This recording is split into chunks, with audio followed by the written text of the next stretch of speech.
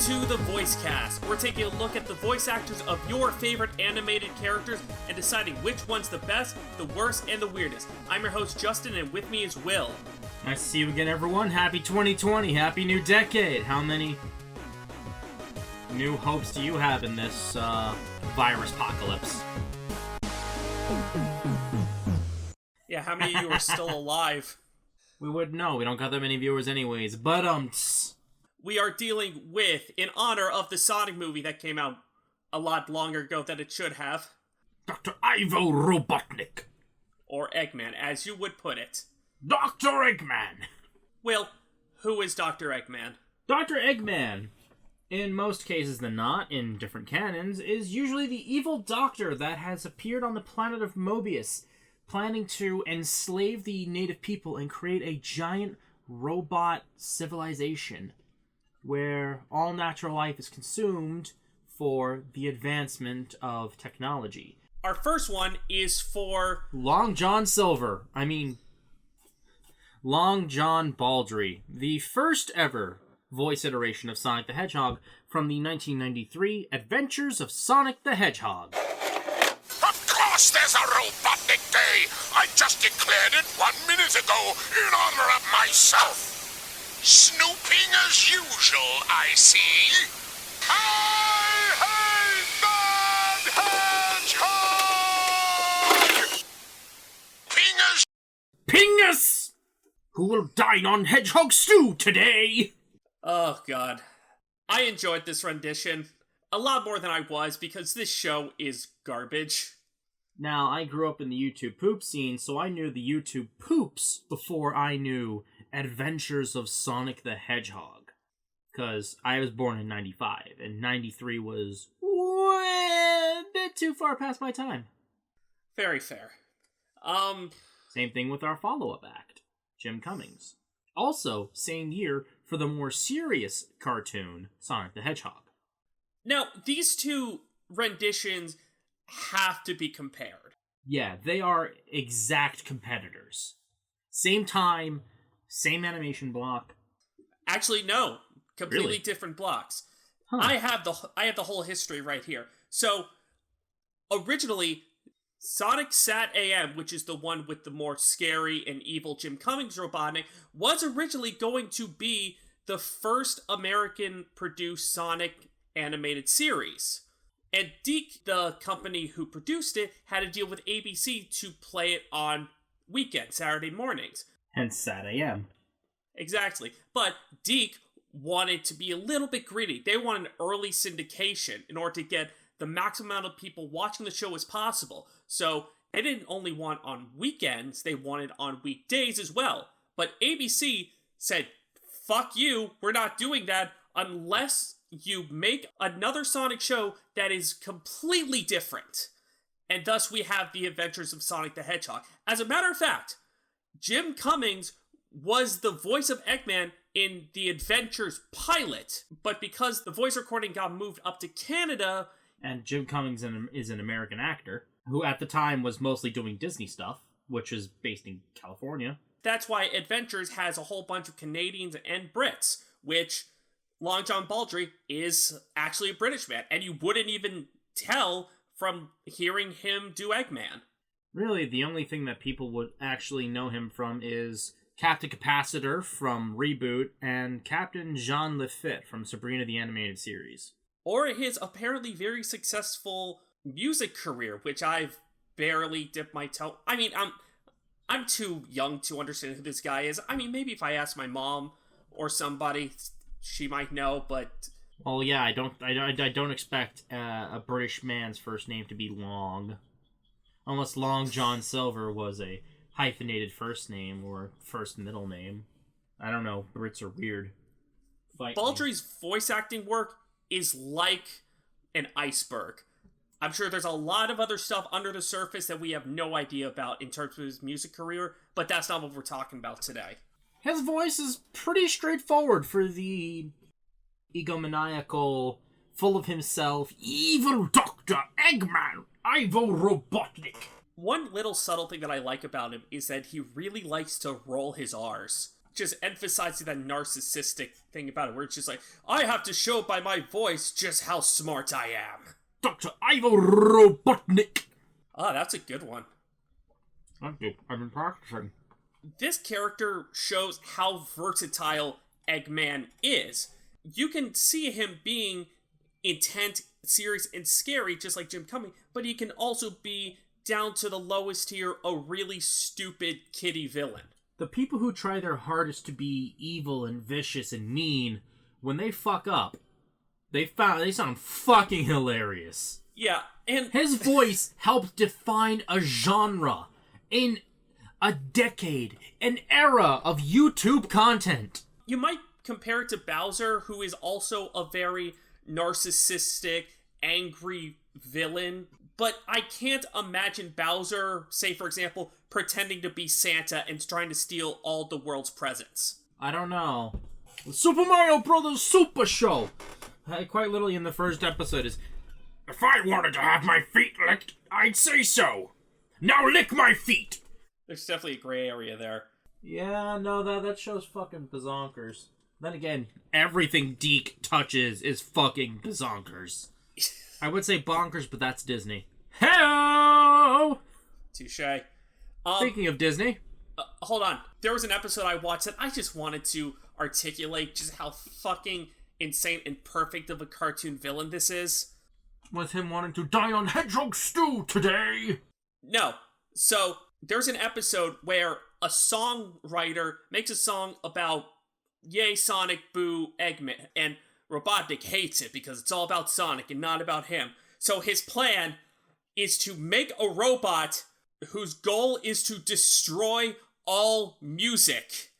And the way that the robot does this is that Eggman programmed this robot to feel pain when he hears music.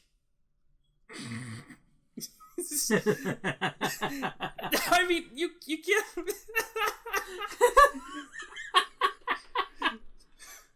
It's just like, go destroy all music, okay, because I want my fucking migraine to stop. That's the robot's motivation in this. He just wants the pain to end.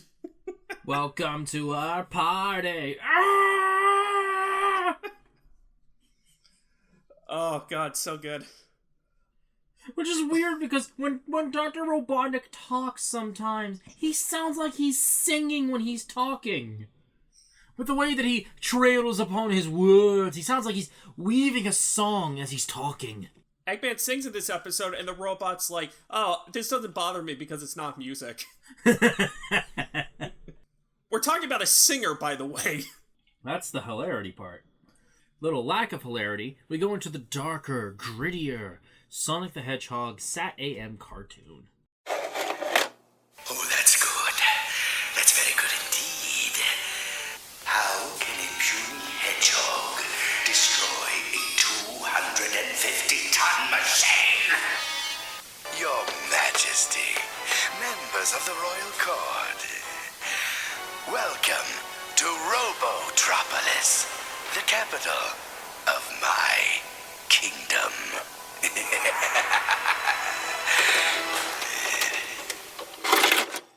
Voiced by the legendary Jim Cummings. Most famously, the voice of Pete in almost everything Disney. And Darkwing Duck. Legendary. Absolutely.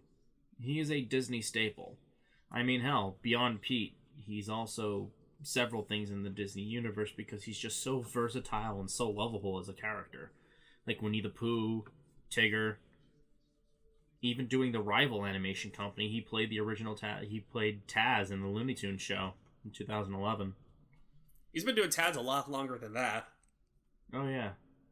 He also voiced Jonah Hex in the motion comic, which is strangely in character for him. That is appropriate. Who is... Oh man, is he... Ooh, he's gritty. It really is.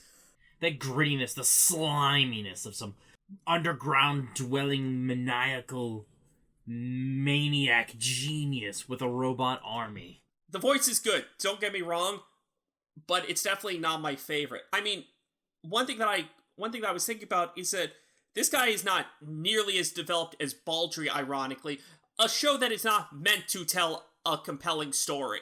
And that, of course, is because a lot of the focus is on Sonic and the other freedom fighters. Yeah, no. Eggman takes a real backseat to the inner dramas of the freedom fighters in Sonic.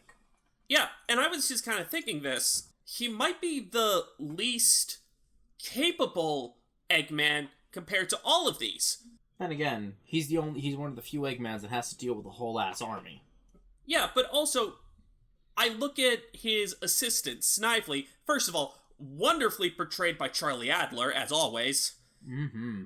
But it seems like that this character does everything for him. I haven't seen a lot of the show, but it seems like he makes up all the plans, and it's not too far of a stretch for me to assume that Snively also came up with all the robot technology, but Eggman is just so intimidating and such a large mass of a person. Now, mind you, the man is fucking huge, but he also has the strength of a titan. You'd think that him having such a big, portly body and scrawny arms that he'd be weak. No, he is a fucking powerhouse. For no reason. Which, by the way, both of these cartoons make the mistake of giving Eggman dark, black eyes and red pupils. Meanwhile, in the games, the man was wearing goggles, because he's a pilot. He pilots his own mechs. You know what? I didn't even think about it, but... Yeah! Yeah! The designs are just that good that I'm just like, oh yeah. And to finish off our 1990s trilogy, we have Gary Chalk, who voiced Eggman in Sonic Underground, where it kind of combines the stature and the attitude of Sonic the Hedgehog Sat AM with the energy and the presence of Adventures of the Sonic the Hedgehog. Now, if the Resistance uses their secret weapon, they'll be in for a big surprise. Hedgehog? It's a blasted hedgehog! Could it be them? If it is, the prophecy. They're still out there. Then I'm declaring war on the Resistance! Oh yeah, I got that in my notes too. It's a good balance, and completely came the hell out of nowhere, because this guy, as far as I know, can tell, has not done all that much, and before this, he was Grounder in Adventures. Mm-hmm. So he really moved up in the world. Yeah, he got a promotion, dude. He got a big-ass promotion. Though, when it comes to things that he's been in, mostly it's... He was Optimus Primal in Transformers Beast Wars, but that's as far as, like, the most... unless you're a fan, like me, of Ruby Spears' Mega Man cartoon, where he's Guts Man. Oh man, we gotta talk about Mega Man sometime. Yeah, I really want to talk about... The weird about... thing is, he's in a bunch of fucking video game cartoons! Like, he was in Dragon Warrior, Captain N, Double Dragon! He's like the Uva Ball of voice actors. He's like the Uva Bowl of video game cartoons. It really says something that his best work is Optimus Prime, who everyone knows as being voiced by Peter Cullen. Of the three 90s cartoons, I have the most experience with Gary Chalk. Mind you, I played Sonic Adventure on the Dreamcast, but when I was really young, my mom would take me to her job, and she had a little antennae satellite television that only got basic cable. So I would, on the rare occasion, watch, whenever they would have it, Sonic Underground episodes. And that was like my first real delve into Sonic the Hedgehog. That wasn't me playing my Dreamcast and asking my dad, why don't the mouths move right? Critical from a young age. Also singing the Ruins theme song, which just sounds like Chile hum, Chile hum, oh yeah. Sonic is weird. Very. And that would be the last American-produced Sonic property until Sonic Boom 15 years later. But before we get there, we have to talk about the movie, who was done by Edwin Neal. It's been a long time, hasn't it? Good to see you again, Sonic. Now, Sonic, I've got the upper hand. This is about the entire planet of freedom, so you better do as I say. I, Dr. Robotnik, scientist extraordinaire, have finally completed my greatest invention ever. I call it the Hypermetal Sonic. Sonic will never again be a pain in my egg! Who really didn't do much. I mean, of the things that he's in, I only know him from probably one of my favorite things ever, but he's the MC from King of Bandits Jing. I thought you'd pick up on that. You're a big fan. Dude, King of Bandits Jing is fucking epic, dude. First of all, we talked about Martin Burke, who played Sonic before in our pilot, who was awful. We both agreed to that, I think? Yes. I like Edwin Neal. I think he does a good Robotnik. Oh no, he definitely plays a good Robotnik. It definitely helped because villains are a lot more fun to play. I mean, all in all, he does kind of tone it back a bit, being a more comedic villain. But in his being more of a comedic villain in a really more lighthearted cartoon, until they introduced, Metal Sonic, because that shit was fucking metal, no pun intended. He played Eggman good. He played Eggman being silly, but also evil. Who's a long schemer, but does a lot of obscure things. If I could say one way that this guy stands out, it's that he is the only one of the voice actors that we're going to be talking about today that fits the classic Eggman design from the games. Yes, because he's the first one to implement that those are shades, not black irises. But also the voice is just the perfect balance of kind of threatening and also goofy. I've seen the videos of you're playing the original Sonic the Hedgehog and all of a sudden Long John Baldry is just, one troublesome teenager had made me tear every hair off the top of my head. And I'm like, okay, so fine. He sounds like the school principal. Yeah, you're memeing, but at the same time it's like, what? You say memeing, but then you look at his profile picture on behind the voice actors, and he looks like he's given that troll face. He's just a good dude. He knows what he did. He knows what he's doing. I was... You know that scene in Sonic Generations where at the end, spoiler alert, Eggman and his younger self are in the void just kind of talking to each other? Yep. I just had this funny thought the other day about how funny would it have been if they got Edwin Neal to reprise his role to play the classic Eggman. I would have dug it. That would have been so dope. Not as dope, though, is Deem Bristow from the Sonic Adventure games. I am Dr. Robotnik, the greatest scientific genius in the world. Well, if it isn't my pal Sonic, I'm surprised you made it this far. Get a load of this. Oh, no, it was a dud. I can't believe this. I will make you all pay for this. You fool. Away, before I make mincemeat out of you. Get a load of this! I actually experienced him in Sonic Shuffle before I played Sonic Adventure. Because I loved Mario Party. And when my friend told me that there was a Sonic game that was like Mario Party, I played the shit out of that game. I didn't know how the fuck to play because I was a stupid baby kid. I was a stupid baby kid at the age of 4? Honestly, I think my dad got it for me because it was Sonic and it was cartoony and I was a kid. But it's also funny because at the same time, he also got me the game Blue Stinger, which fucking scared me as a child because it's an action, shooty, bloody, gory game with body mutilation and the voice of Deem Bristow as Dogs Bauer, the teammate that you meet in the early parts of the game of Blue Stinger. I never played. Is it good? The game Blue Stinger was actually very good. I just couldn't appreciate it. I'd say it's more like classic Resident Evil as compared to Silent Hill. It's more Resident Evil, but it's a little more action-oriented. It's pretty good. Okay. They even have a really obnoxiously fun Christmas level. Obnoxious. Okay. But for those anime fans, if you watched Paranoia Agent, he was Masami Hirokawa. So, he's not good. He sounds like he's having fun, though. And you can tell he's trying. Early on, he's attempting to go for the dupe and threatening like Cummings. He's trying to go for Cummings, but he ends up acting like Baldry. Especially when he does nothing but repeats voice lines like, "Get a load of this! You know what they say! The more the merrier! You know what they say! You know what they say! You know what they say!"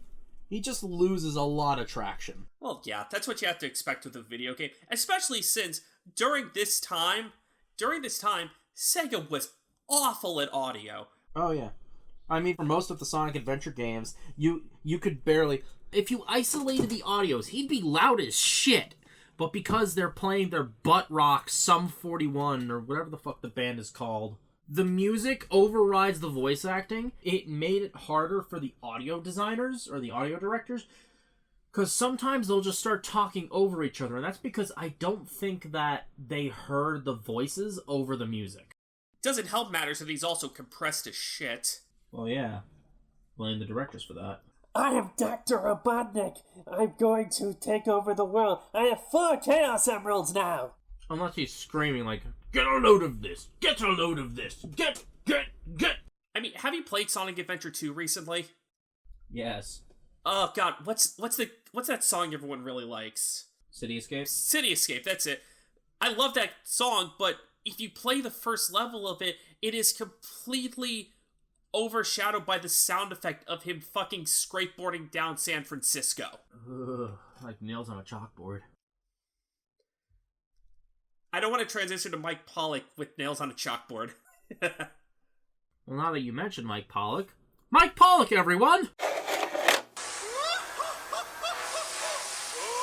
waited a long time for this. Success! A brilliant success! It's just as the Gaia manuscripts foretold. The entity that was sealed within the planet has awakened. Now I just need to harness its power. Eggman Land will finally come to be. The probably most famous voice of Robotnik, but also, other than Jim Cummings, probably the most famous person on this list. And the best thing to come out of Sonic X. Hey, Dan Green Knuckles. Hentai Knuckles. Did he last? Well, I mean, he is a notable, Dan Green is Dan Green. He's a legend for a reason. But I say Hentai Knuckles because Dan Green did hentai. In the same voice that he did his Knuckles. So, Hentai Knuckles. So, I immediately forget that whenever I realize it, and then it just comes back to surprise me every time. Now, mind you, surprisingly, when it comes to Mike Pollock, my favorite of his voice acting was actually his role in the 2002 Berserk dub, where he played Captain Adon. It proves that Mike Pollock, while being comedic as shit, he could play Shakespearean titles. There's one thing that I think we have to address first, and that is that Deem Bristow died in 2005, right before Sonic X's dub came out. Coincidentally, Baldry also died in 2005, but that's unrelated. They combined their life forces to create Mike Pollock. That is true. But people have theorized that, oh man, Pollock's replacing Bristow because of his death. Mike Pollock has gone on record saying that it was not related at all. Sega just wanted different direction, and they want new voice actors, all for the better, honestly, because I like the 4Kids voice actors. I think Jason Griffith was at one point my favorite Sonic. Fun fact about Mike Pollock, he also voiced Master Shin in The Little Panda Fighter, a Kung Fu Panda knockoff movie. You'd think, wow, how the mighty have fallen, but then after that he just continued to do great things. Yeah, it's just another thing. He's also the new dubbed voice of Caillou's dad in 2017? Huh? They rebooted Caillou? They rebooted... No, I think they just changed... No, yeah, they rebooted Caillou. I didn't know this was a thing. I just found this out. And they only have 2 people on the voice acting list. No, 3 people. 1 narrator and 2 voice actors. Laurie Himes and Mike Pollock. Everyone else is a mystery. Well, we cannot go down this rabbit hole right now. Another time? Question mark? I hope not. I don't want to touch Caillou. Oh. Well, I don't. No one does. That show fucking sucked. Yeah, Mike Pollock. You all know who Mike Pollock is. He's been the longest Eggman. He has the most portrayals of Eggman. He's what people would think as the ideal Eggman voice. He combines the seriousness of Jim Cummings, the silliness of Long John Baldry, and the just overall smooth way of doing things with Gary Chalk. He's the best of the classics. And he couldn't have done this on his own. In an interview that I watched, which, if you guys want to know, just Google "I am the Eggman" interview from the YouTuber Find the Computer Room. Shout out to I Am the Computer Room. Pollock goes on and on about how he would have been lost without his producers and directors who helped him really shape his voice. Like, the inspirations for the Eggman voice that were suggested by the director was kind of a combination of a Martin Short character called Jiminy Glitt and Frank Nelson, an actor on the old Jack Benny show. He was a guy who influenced the guy on The Simpsons who goes, "Yes!" But overall, it was still Pollock doing this. It was his voice that they were crafting. I don't know if people are going to feel a little bit bummed out that I said this, because I think that people like to have that easy answer that Pollock's a genius and he came up with this fantastic, unique voice all on his own. But Mike Pollock is also a man who's very, very humble. He openly stated that if it wasn't for his directors and his friends in the industry, he would not have been as successful as he is now. He just comes off as this really nice and humble guy, and more importantly, especially in the entertainment industry, he knows his place. He understands he needs to listen to his directors in order to come up with a good performance. He is a class act, A-rank professional. And he plays the part outside the booth, inside the booth, and on his social media too. My favorite being his, he called up a scammer that was trying to scam him. Ours and Romeo or Ours and Romeo? And it just shows so much more that when Sega rebooted the voice cast again, moving out of 4Kids, Pollock was able to re-audition and he got it again. And he has been doing it for nearly 20 years at this point. Also, shout out to his podcast where he was voicing Eggman. He had the actors for Sonic and Shadow on his podcast. God, Mike Pollock is just such a good, amazing person. I love those kind of performances where the voice actors are so self-aware of the situation. I mean, you say self-aware, but Sonic Boom. Yes, self-aware. Might I remind you of the Dreamcaster episode? The Dreamcaster? Wow, that's a really dumb name.